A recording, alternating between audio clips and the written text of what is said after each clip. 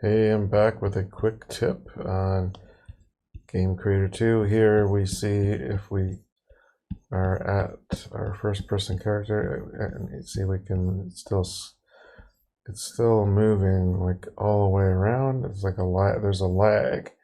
You'll see if you go fast enough you can 360 it like that. So there's a simple fix for this, and so let's take a look at that.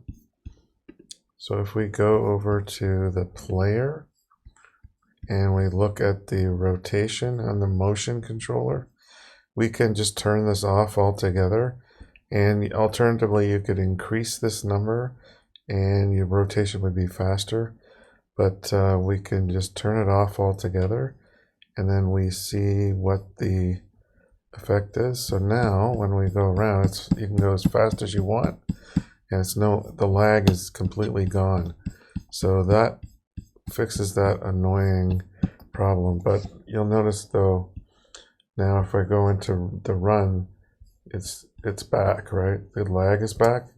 The reason for that is if we look at the run state, you'll see it has by default rotation is turned on. So we want to turn that off in the run state as well, so it's off in both the walk and the run. So let's take a look, and we'll run and see if we can. And the lag is gone again, is now gone when you're running. So that fixes that problem. So just a quick tip, because someone had this problem, and that is the fix. There's a little bit of a issue here when we pick up the ball. And so what we can do is, as we're walking or running, you'll see that it activates the hotspot. So we don't want that to happen, because then they can try to pick up the ball inside when it's already picked up. But I mean, it's just a visual thing, but we could turn that off and make it so that the E pickup doesn't show up at all if the ball is being held. So let's see how to do that. So what we want to do here is in the pickup action, in the prefab actions, we want to add an instruction here. So here's what we want to do.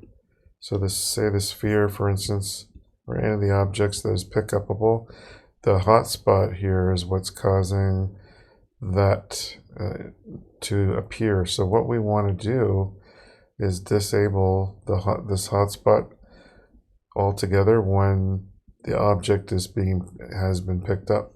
So we can do that. All we need to do is add an instruction to, if we look for disable component, so we can disable the component on self, and then the type is hotspot.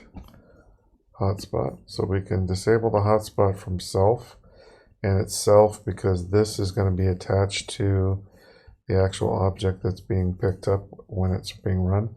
So self will refer to whichever object's being picked up. And then the other thing we need to do is we need to turn it back on in the throw, because otherwise, once you disable it, it's disabled for good, and then you won't be able to pick it up again. So we want to add an instruction to the throw instructions so that we enable the component. And this time we're not going to be able to use self, but we can use the last prop attached. So last